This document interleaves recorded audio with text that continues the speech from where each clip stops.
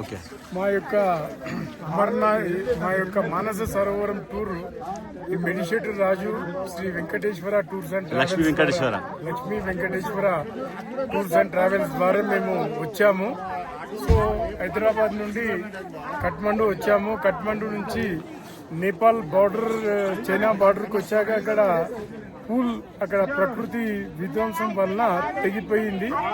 అయితే అందరు క్యాన్సల్ అయ్యే దిశలో రాజు అదే ఆర్వీ టూర్స్ వాళ్ళైతే క్యాన్సిల్ చేసి ఎక్కడి వారు అక్కడిని పంపించేసారు వాళ్ళ ఇంటికి.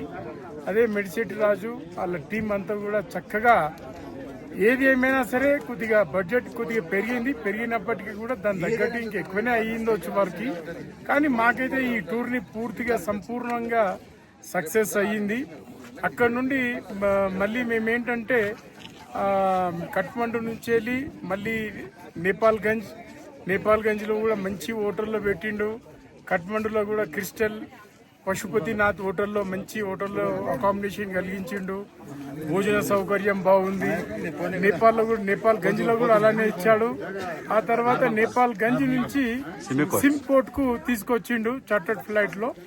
అక్కడ నుండి రిస్కీ అయినా సరే ఈ యాత్ర అందరి సంకల్పం, మా యొక్క యాత్ర, మా టోటల్ యాత్రికులు మేము ఎంతమంది అయితే ఉన్నామో గ్రూప్ అందరిలో ఒక పాజిటివ్ ఎనర్జీ ఉంది.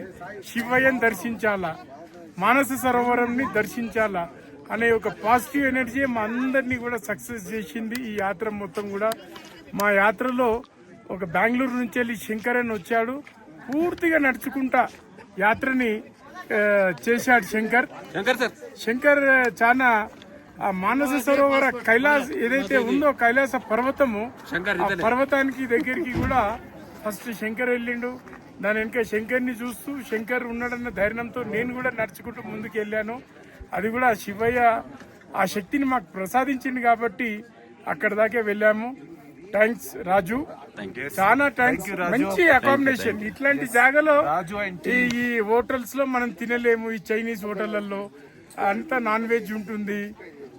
అయినా సరే రాజు తన నీట్ గా మాకు అయినంత పూర్తికి మంచి భోజనం సౌకర్యం కలిగించిండు.